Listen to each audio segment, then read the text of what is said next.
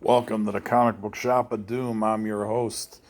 This video is not for children, so if you're under 13, have your parents' permission to watch this video. If not, get out of the room. Like I said, I don't need a $40,000 fine from COPA, the government, YouTube, or whoever.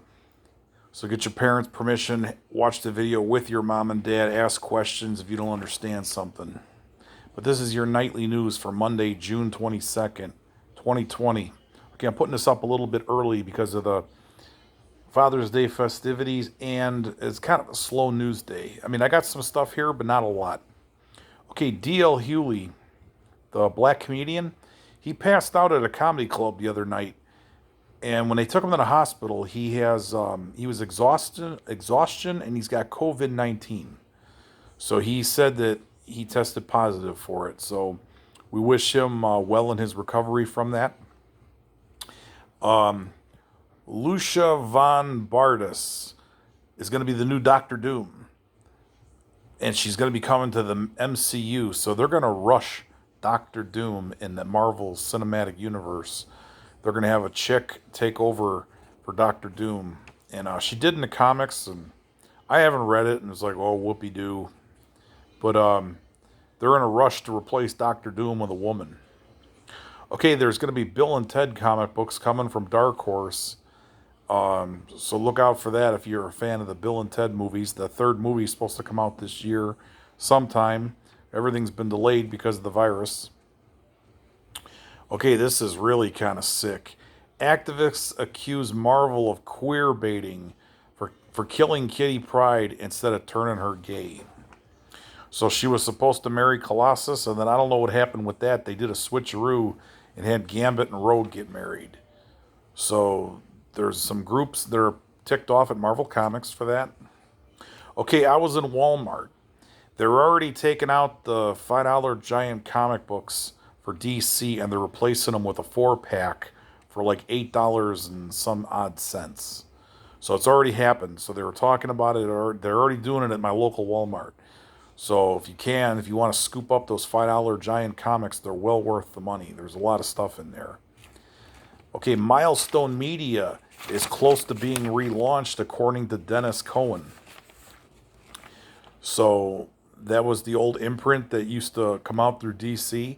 They haven't said who they were going to align with, if anybody. So if it's going to be DC or anything, I don't know. I think it'd be kind of a shocker if they align with Marvel. That would shock a lot of people. The DC people definitely, because those characters interacted with the DC Universe guys. So Superman was in those books. So, excuse me, I'm kind of tired here. Maybe they could do a crossover or something. Okay, on the venture capital sites, they had an article saying that AT&T is looking to sell off Crunchyroll. And supposedly they had a deal before the pandemic hit to sell it to Sony. And it kind of fell apart, or it was put on hold because of the pandemic. So now they may be, kicking the tires again at this. So AT&T has over $160 billion in debt that they got to pay off in their merger with Time Warner and all that, buying Warner Brothers, TNT, Turner Broadcasting System, DC Comics. So they're going to start shredding assets and selling stuff. It's going to look like a flea market. Okay, Guinness. So the Guinness Book of World Records has reinstated Billy Mitchell's Donkey Kong high score world record. You ever see the movie The King of Kong? He was the guy with the mullet and the beard. He was kind of the heel, and Steve Wiebe was the babyface in that movie. He was the good guy that had the high score. Now, Billy Mitchell, they've accused him of cheating a couple of times.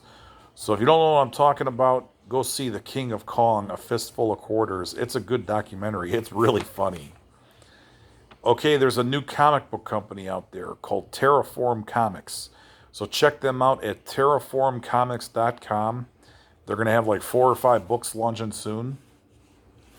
The Rock is going to be at the DC Fandom on August 22nd discussing the Black Adam movie. Now that DC Fandom, we talked about that the other day, that's going to take the place of San Diego, San Diego Comic-Con has been canceled this year. So DC is going to do their own virtual Comic-Con. Okay, nothing from the scrapped Boba Fett movie made it into The Mandalorian. So people that know said that no part of that screenplay, whatever they had, the plot to it, that was the movie that Josh Trask was supposed to direct, and he was fired off of it because all the negative publicity he did trashing Fox Studios for the Fantastic Four movie. The last one, he did that. So Lucasfilm fired him off of the Boba Fett movie. They just scrapped it and they went with the Mandalorian instead. Okay, wrestling news. Two more names are being listed as accused in the Speaking Out movement. Mark Adam Haggerty, who is a Major League Wrestling ring announcer, they also released him. So he was signed earlier in the year. So MLW has released this guy. And then Trent Seven has been accused too. So he's an NXT UK guy. Kenny Bolin, Jim Cornette's best friend or ex-best friend, has been spilling the beans on his podcast, so this is ripe for a lawsuit. He said that the Big Show had sex with Jim Cornette's current wife, and that Kenny Bolin had sex with Jim Cornette's first wife. So these are allegations that he's making on his podcast. I don't know if it's true. I don't endorse it. But it's what he's been saying on his podcast. So if Jim Cornette wants to sue anybody, go after his good friend Kenny Bolin. He might make $2 on that one. Zack Ryder has filed trademarks for Major Wrestling Federation. So this has got people talking. They think he's going to launch a promotion. And he took out trademarks for something else, Major Superstar or something like that. It was last week or 2 weeks ago. So people were wondering what that means. So is Zack Ryder a future wrestling promoter? We will have to wait and see. Okay, El Fantasma, who is the head of the Boxing and Lucha Commission in Mexico, has said there's been 30 deaths in wrestling since May, and 90% of them are from COVID-19. So a lot of this hasn't hit the news yet, but there's 30 wrestlers in Mexico that died from the COVID-19 virus. And the last piece of news, Undertaker is now saying that he has retired, that the Boneyard match with AJ Styles at WrestleMania this past year was his last match. I'll believe this when I see it. Everybody have a good night.